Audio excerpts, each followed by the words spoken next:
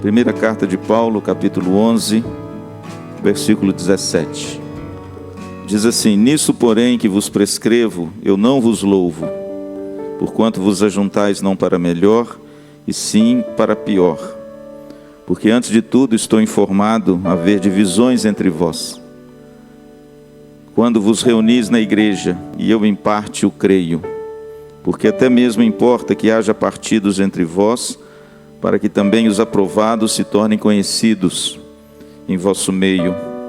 Quando, pois, vos reunis no mesmo lugar, não é a ceia do Senhor que comeis, porque ao comerdes, cada um toma antecipadamente a sua própria ceia, e há quem tenha fome, ao passo que há também quem se embriague.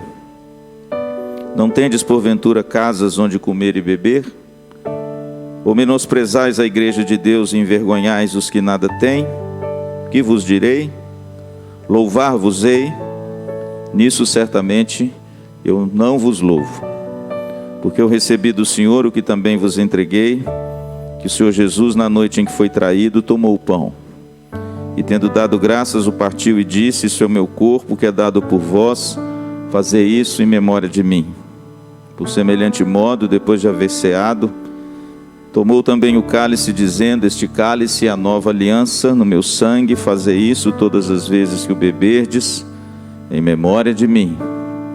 Porque todas as vezes que comerdes este pão e beberdes o cálice, anunciais a morte do Senhor, até que Ele venha. Por isso, aquele que comer o pão ou beber o cálice do Senhor indignamente, será réu do corpo e do sangue do Senhor. Versículo 8. Examine-se, 28, examine-se, pois, o homem a si mesmo, e assim coma do pão e beba do cálice. Pois quem come e bebe sem discernir o corpo, come e bebe juízo para si. Eis a razão, porque há entre vós muitos fracos e doentes, e não poucos os que dormem. Só até aí. Bom, eu já disse para vocês, irmãos, que esse texto é o texto mais antigo escrito sobre a ceia. Paulo escreveu sobre a ceia antes dos evangelhos serem escritos. Então esse texto é o texto mais antigo que existe, onde retrata o sacramento da ceia de Jesus deixado aos seus discípulos. A carta de Paulo aos Coríntios foi escrita antes dos evangelhos circularem nas igrejas. Por isso esse texto é um texto tão precioso. A igreja de Corinto tinha vários problemas. Um deles era que durante a ceia, naquela época, existia a festa ágape. Eles participavam da mesa do Senhor, mas eles também tinham uma refeição comunitária. Era como se agora a gente fizesse um grande banquete, onde as pessoas comiam e bebiam, e depois, na celebração do culto, tivesse a ceia do Senhor. Então, irmãos, o que Paulo trata aqui quando ele diz, no versículo de número 21, quando as pessoas comem de forma desordenada e bebem até se embriagar, é claro que não era o sacramento da ceia em si. Era nessa festa de comunhão que tinha na igreja primitiva, onde as pessoas comiam e bebiam, só que lá tinha um problema. As pessoas exageravam. E elas estavam participando disso de uma forma errada, desvirtuada. Uns comiam muito e os mais humildes não comiam nada. E Paulo então, irmãos, mais uma vez ele normatiza a ceia, e a gente foi brindado com esse texto maravilhoso, que é o primeiro texto, como eu disse, escrito sobre a ceia na Bíblia. E a pergunta que eu faço é o seguinte: por que Paulo, em todas as cartas que ele escreveu, ele narrou o evento da ceia na igreja de Corinto? Por que ele não escreveu sobre a ceia aos Gálatas, aos Efésios, aos Filipenses, aos Tessalonicenses, aos Colossenses? Ele não escreveu a ceia para Timóteo, para Tito, mas ele escreveu sobre a ceia para a igreja de Corinto. E não é difícil a gente perceber por quê. Porque a igreja de Corinto, apesar de ser uma igreja pungente, uma igreja forte, era uma igreja que tinha muitos desvios e problemas. Se você ler, por exemplo, a primeira carta, você vai ver que Paulo elenca 7 problemas dessa igreja. E ele vai pontuando um por um e tratando de um por um, até chegar no final da carta.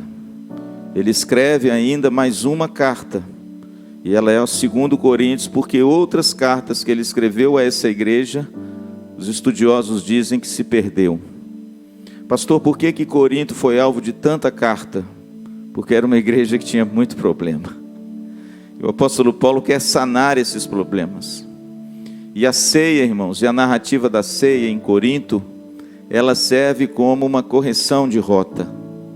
É como se Paulo quisesse corrigir algumas coisas que a igreja estava desvirtuada.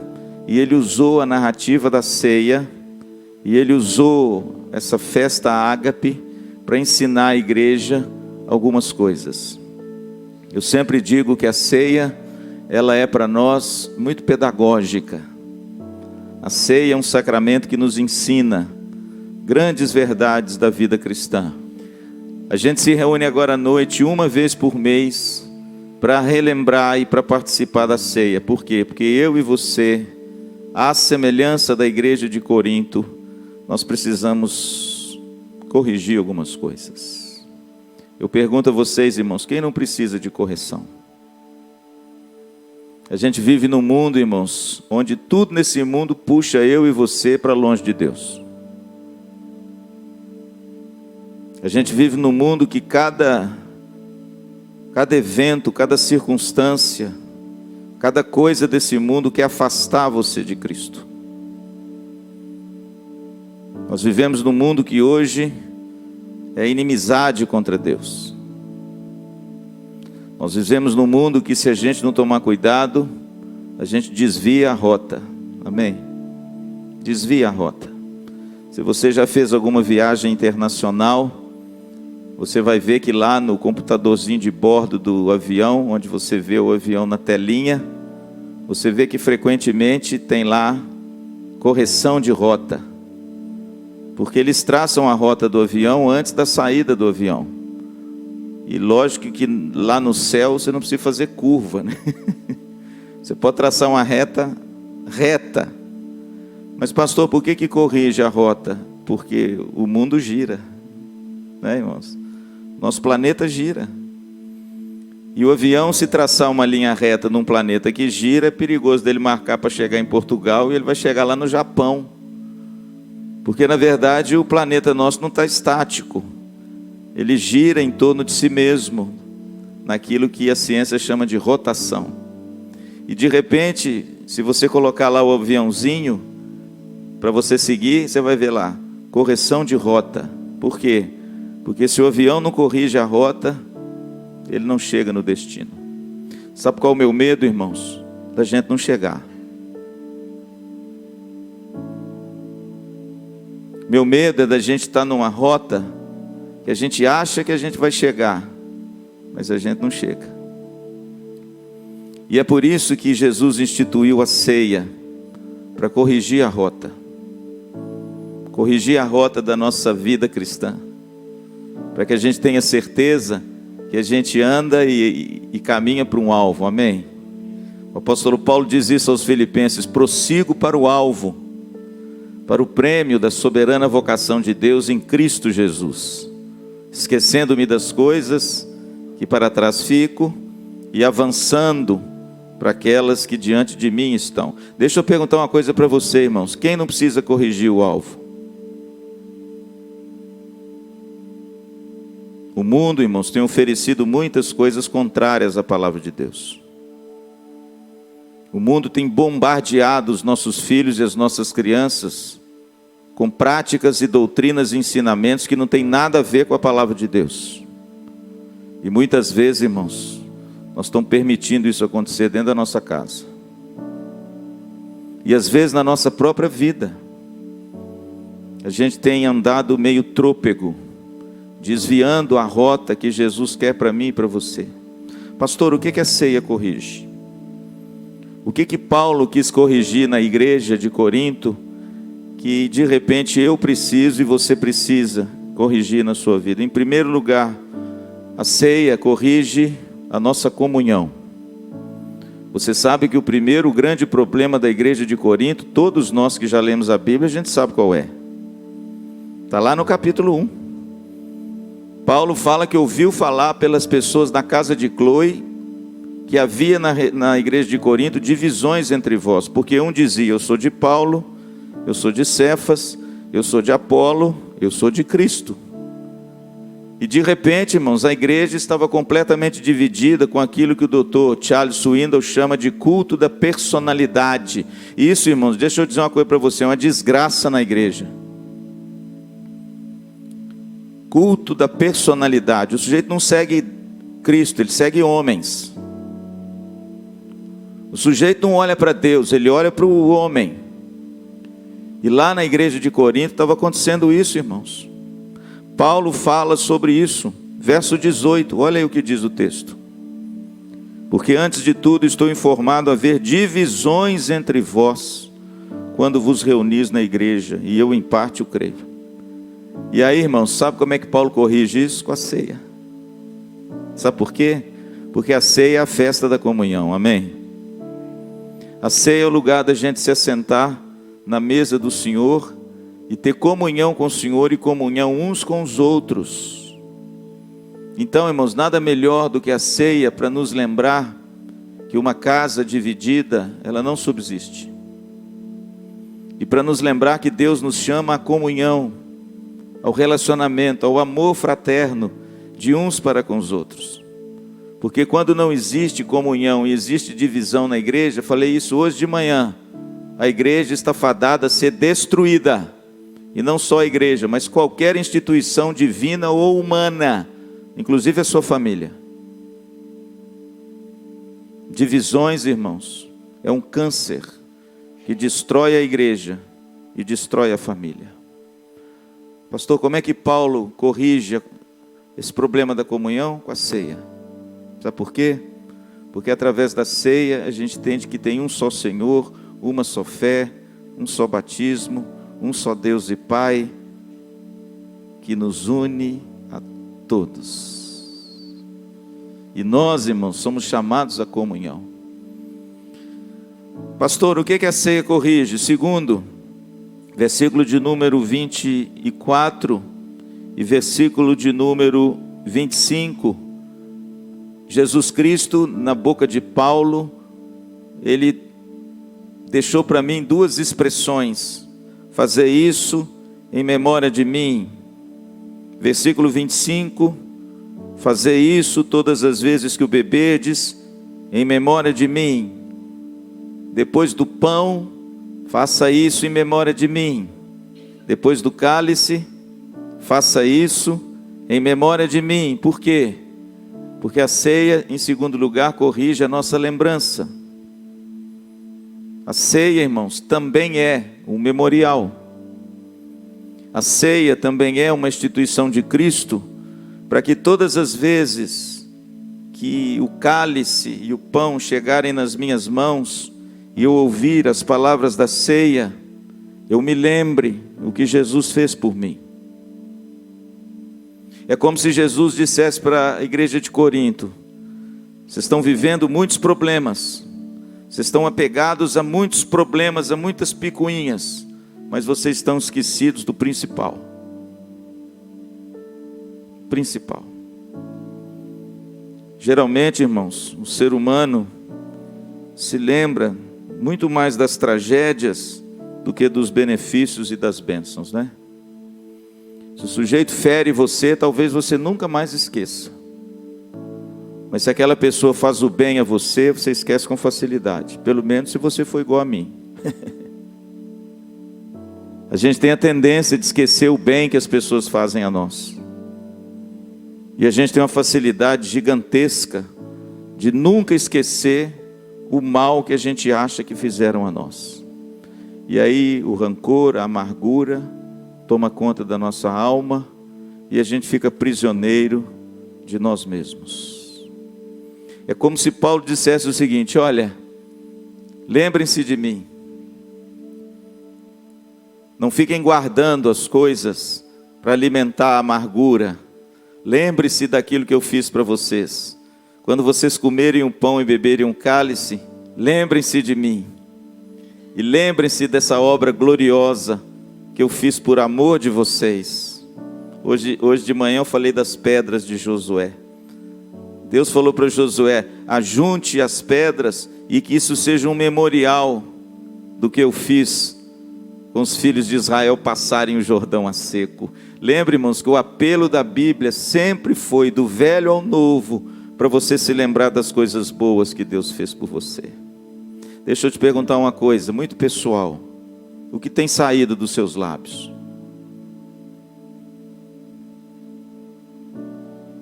Você é capaz de perceber a bondade de Deus e viver em gratidão, em viver uma vida grata a Deus e nutrir no seu coração boas lembranças, principalmente desse Deus maravilhoso que se entregou por amor de você?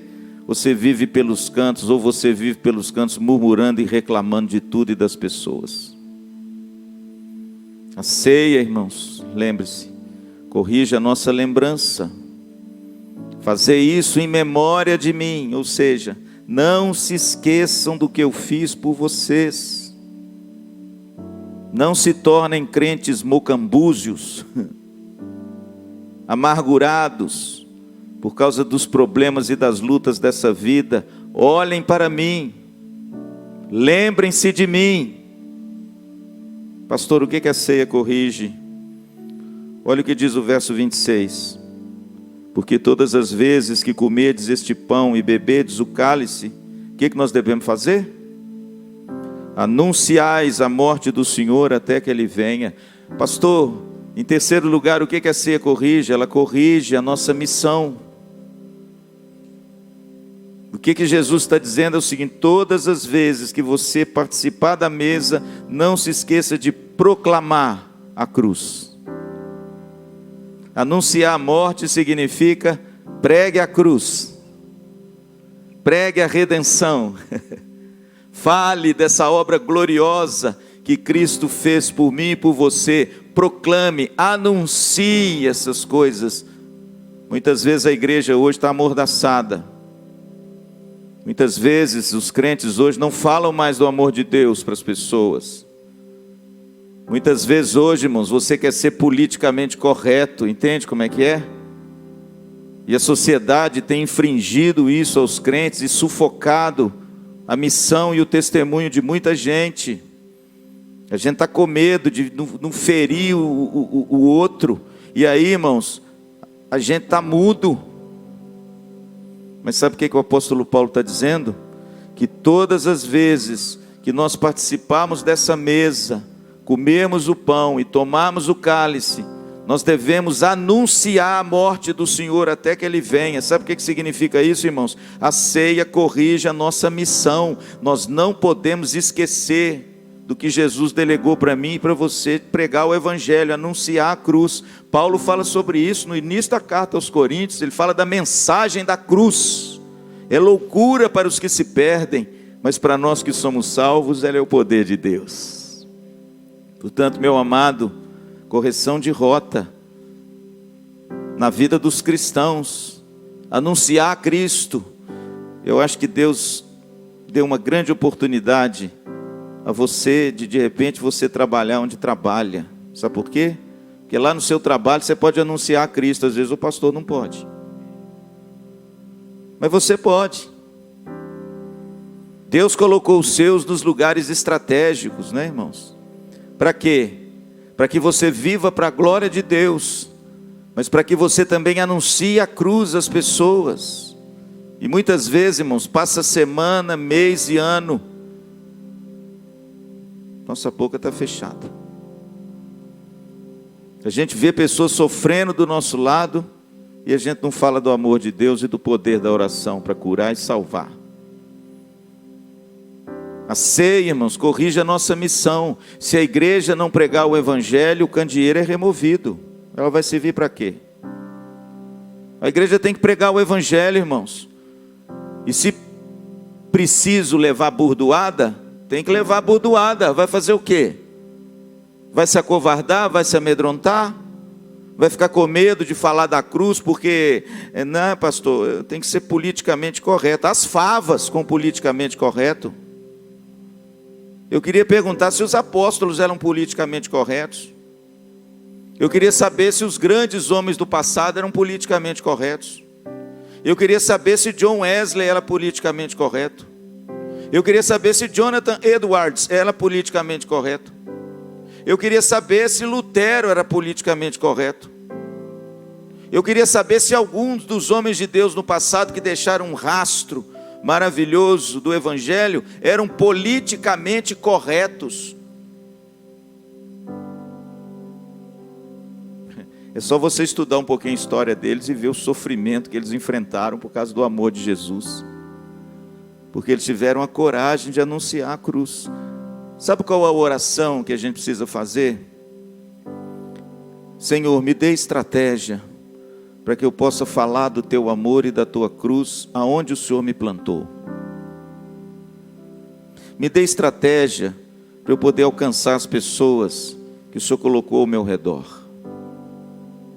Me dê estratégias para que eu possa corrigir a minha vida e a minha missão com base na missão que o Senhor tem para mim e não aquela que eu quero ter. A ceia, irmãos, corrija a comunhão, corrija a nossa lembrança, corrija a nossa missão, mas ela também corrige o nosso testemunho. Olha o que diz o texto no verso de número 28. Examine-se, pois, o homem a si mesmo, e assim mesmo coma do pão e beba do cálice. Examinar-se a si mesmo. Examinar-se a si mesmo é uma das grandes dificuldades que o ser humano tem. Por quê? Porque nós temos mais facilidade de examinar o outro. É ou não é? Nós temos mais facilidade de julgar o outro. Nós temos mais facilidade de ver pecado no outro. Nós temos mais facilidade de ser juiz do outro. Nós temos mais facilidade de ver erros e equívocos no outro. Mas nós temos uma grande dificuldade de ver isso tudo e fazer isso tudo conosco. Você quer ver um exemplo disso? Adão, o primeiro homem, aquele que foi criado à imagem e semelhança de Deus do pó da terra, só ele, viu? Ninguém mais. A teologia é bonita, né? O único homem na face da terra que foi criado do pó da terra e pelas mãos de Deus. Você pensa que esse homem devia ser o suprassumo da espiritualidade, né? Afinal de contas, Gênesis 3 diz que todos os dias, na viração do dia, Deus vinha ter com Adão no jardim. O sujeito é assim com Deus, ó. O cara é o cara. Ninguém na face da terra foi criado como Adão. Ninguém. Adão não teve mãe e pai. Olha que coisa, irmãos. Nem sogra. Adão foi o único. Mas a Bíblia diz, irmãos, que esse homem único, com essa espiritualidade tão nova, tão tênue, tão jovem, com essa espiritualidade tão florescente, tinha acabado de nascer, tinha Deus ali com ele todo o tempo. Quando o pecado o assedia e ele peca, quando Deus chega perto dele e diz: olha, Adão, quem te fez saber que tu estavas nu? Qual era a resposta que Deus esperava dele? Senhor, me perdoe, eu falhei, eu era o responsável pela minha casa, os mandamentos que o Senhor deu eram para mim, o Senhor me disse de forma clara o que eu tinha que fazer, eu ouvi a tua palavra, Senhor, mas eu fui fraco, eu fui covarde, eu cedi aos impulsos do meu coração enganoso, mas Senhor, me perdoa. Agora eu pergunto, foi isso que ele disse? Por quê? Porque desde os primórdios, irmãos, o homem é igual. Não muda. Ele tem muita facilidade de ver erros e se justificar com o outro. Mas ele tem muita dificuldade de olhar para dentro de si e se humilhar na presença de Deus. Esta mulher que o Senhor me deu, foi ela que me deu o fruto e eu comi. Covarde,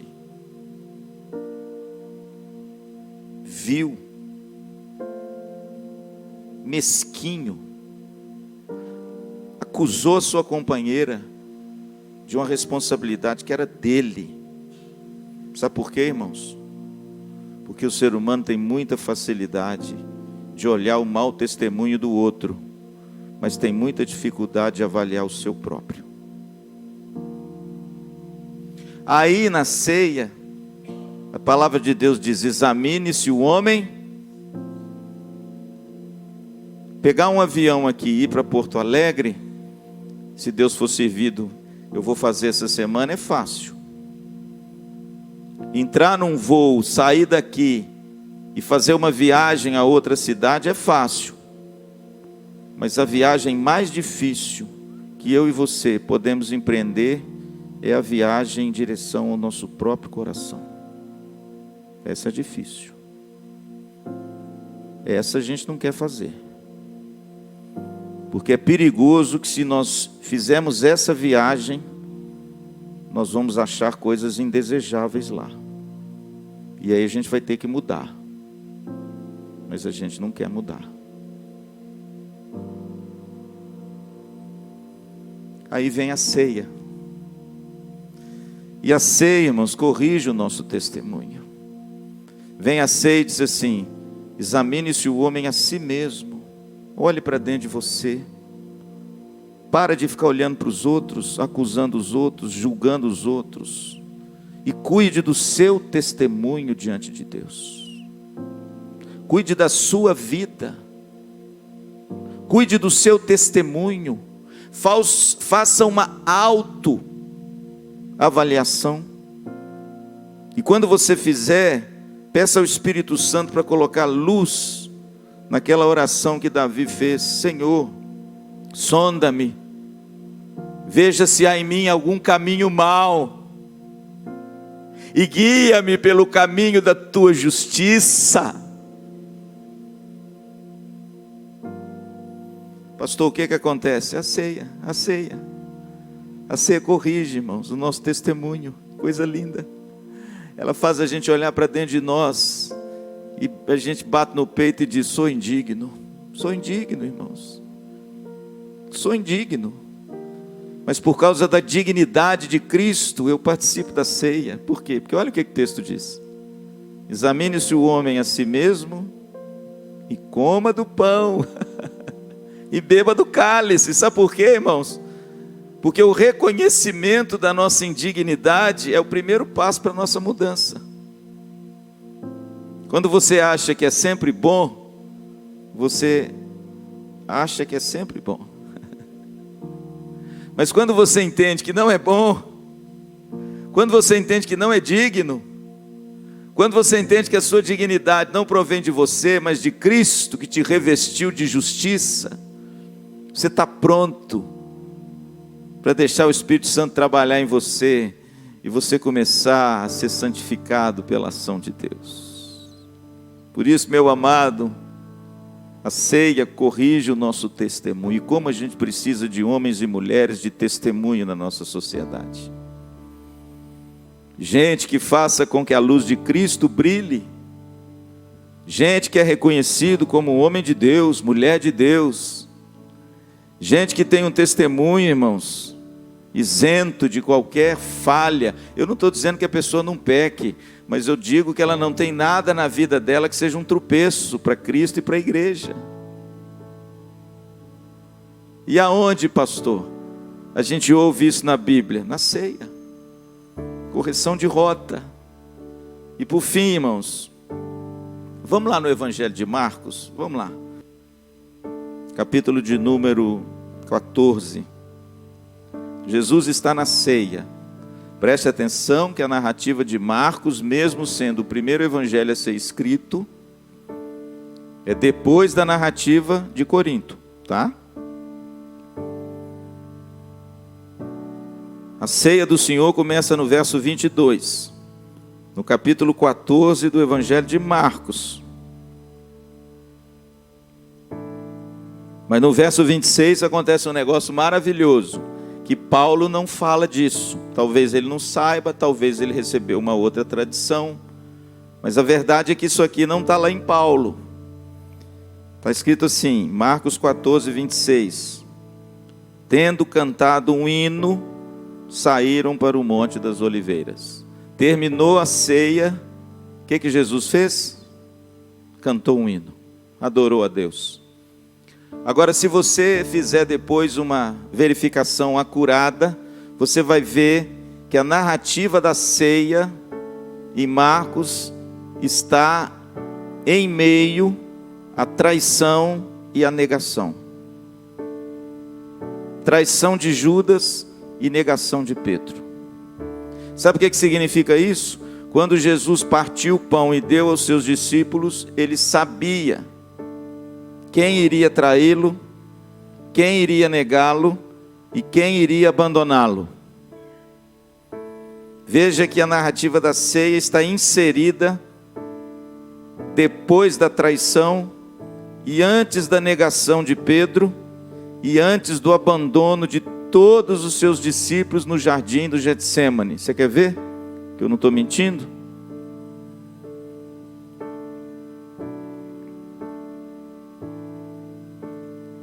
Versículo 50. Então, deixando-o, todos fugiram.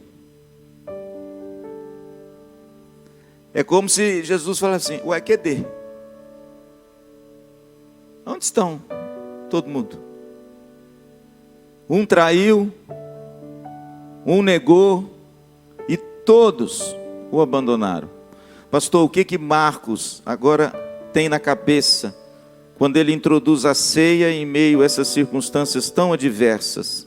E no meio dessas circunstâncias tão adversas de traição, negação, abandono, angústia e morte no Getsêmani, Marcos diz, e tendo cantado um hino, foi para o Monte das Oliveiras. É bonito, irmão, sabe por quê? Porque em último lugar, além da ceia corrigir a nossa comunhão, além de corrigir a nossa lembrança, além de corrigir a nossa missão, além de corrigir o nosso testemunho para a gente se autoavaliar, a ceia corrige o nosso louvor, a ceia corrige a nossa adoração, a ceia corrige a forma como eu me reporto ao meu Deus, se é com louvores e ações de graças, ou se é com reclamação, murmuração e um coração contrito e amargurado. Imagine só, Jesus cantou e celebrou a bondade de Deus nas circunstâncias mais difíceis da sua vida. Por que Jesus fez isso? Claro, porque Jesus herdou a tradição do judaísmo de cantar na hora da festa da Páscoa. Mas Jesus transpôs isso, irmão, sabe por quê? Porque quando Jesus, nesse meio tão difícil, nessa hora tão difícil dele, ele canta um hino, ele quer ensinar a mim e a você, que o cristão precisa sempre ser um adorador, e essa adoração é ultra circunstancial, entende? Você não pode adorar a Deus porque tudo vai bem, não. Você não pode adorar a Deus porque seu filho passou no vestibular só, não.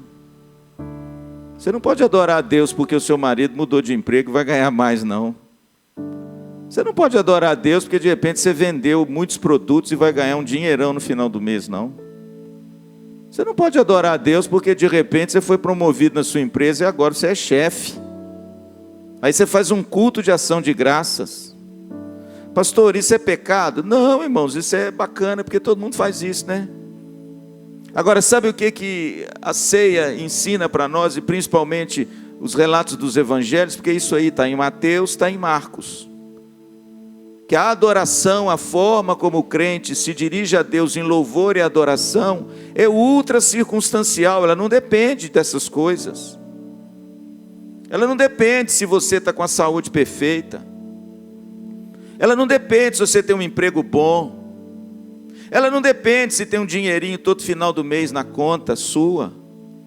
Ela não depende de você ter um marido ou uma esposa fiel e bacana e filhos bonitos. Ela não depende disso, irmão. Sabe por quê? Porque a gente não adora por causa de circunstâncias. A gente adora por aquilo que Deus é, independente das circunstâncias. O cristão, irmãos, é chamado para louvar e adorar a Deus. Quando, pastor? Em todo tempo. Quando tudo vai bem e quando tudo vai mal. Quando a coisa acontece e quando não acontece. Quando de repente sai do jeito que eu quero e quando sai completamente diferente do jeito que eu quero. Mas muitas vezes, irmãos, nós somos escravos das circunstâncias. Quando vem a dor, a adversidade, a luta, a gente não consegue adorar a Deus mais. Por que será? Porque a gente precisa corrigir o nosso louvor. O nosso louvor não é porque vai tudo bem. O nosso louvor é apesar de tudo. Guarde isso aí. Apesar de tudo. Lembra lá de Abacuque? Eu termino. Abacuque viveu um drama. O livro dele é pequenininho, mas a mensagem é gigantesca. E no final do livretinho dele, onde ele faz perguntas, questiona, porque ele não entende como uma nação ímpia pode destruir uma nação justa. Ele não entende. Mas no final Deus mostra para ele o que vai acontecer. E vai acontecer. O caos vai se instalar. Os babilônios vão chegar. Eles vão destruir tudo. E ele não estava entendendo. E Deus diz para ele, vai acontecer sim. E aí ele compreende, irmãos, que a adoração e o louvor e essa vida depositada aos pés de Cristo em louvor e adoração deve ser oferecida independente das circunstâncias. E no capítulo 3 tem uma das orações mais lindas da Bíblia. Quem não conhece essa oração de Abacuque? Todo mundo conhece. Ainda que a figueira, ainda que não haja fruto na vide, ainda que o fruto do campo minta, ainda que não haja gado no pasto, ainda que eu me alegrarei e louvarei o meu Deus todos os dias da minha vida. Sabe o que significa isso, querido? O louvor do crente não é ultra circunstancial. É ultra circunstancial, desculpa. Ele não é circunstancial. O nosso louvor não é por causa de. Guarde isso aí. Ele não é por causa de. Ele é ainda que. Ainda que eu pegue um resultado de um exame dramático, eu louvarei ao Deus da minha vida. O Senhor me faz andar altaneiramente. Amém? Quem disse isso? Abacuque. Mas sabe o que acontece com muitos crentes? São crentes circunstanciais. Qualquer coisinha ruim que acontece, o semblante cai. Não consegue mais orar. Não consegue mais adorar. Não consegue mais celebrar esse Deus. Sabe por quê? Porque precisa corrigir a rota. Precisa corrigir o louvor. Jesus cantou quando tudo ia mal. Amém? Jesus cantou no momento mais duro da vida dele. Para ensinar, irmãos, que o nosso louvor, ele não depende das circunstâncias que a gente vive. Ele depende do nosso Deus, amém? Da fidelidade do nosso Deus, da promessa que Deus tem para nós, da presença gloriosa do Espírito Santo que me acompanha, mesmo que ou ainda que. E saber, irmãos, que tudo que Deus tem para nós seja aparentemente bom ou aparentemente mal, provém das mãos dele. E por isso eu devo louvá-lo e adorá-lo para sempre. Amém. Louvarei ao Senhor enquanto eu viver. O seu louvor estará sempre nos meus lábios. Não me calarei diante da congregação dos santos. Quem escreveu isso? Davi. Todos os dias da minha vida eu te louvarei. Cantarei louvores ao Deus da minha vida. Porque Deus só fez coisa boa para Davi? Não. Aconteceram muitas tragédias com Davi. Mas ele aprendeu, irmãos, a adorar a Deus em toda e qualquer circunstância. Amém? Portanto, meu amado, essa é a ceia que você vai participar. Uma correção de rota.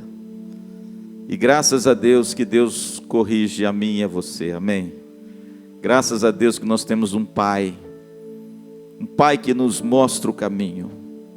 Um Pai que não nos deixa à deriva. Graças a Deus que eu vou para Porto Alegre e vou chegar em Porto Alegre. Aleluia. Graças a Deus que Deus corrige a nossa rota.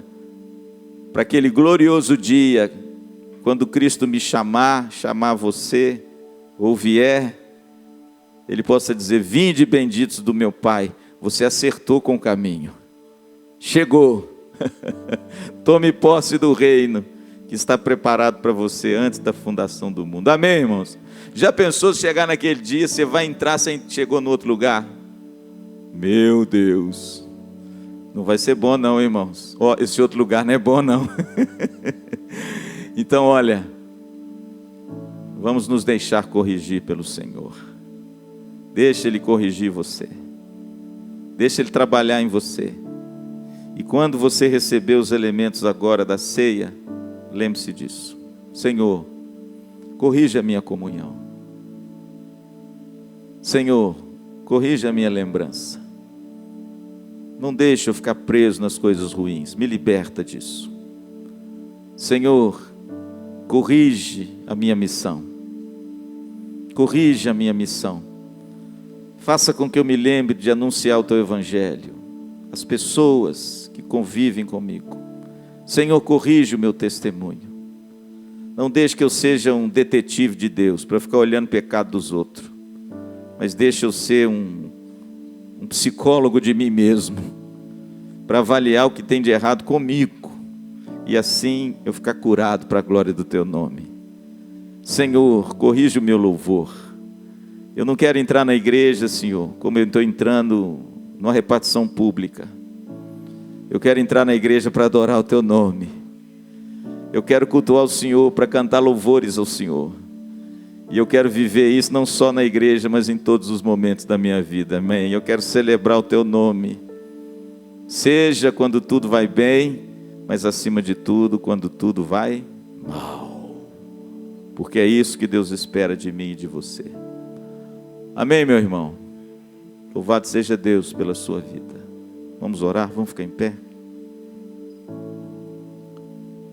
Aleluia.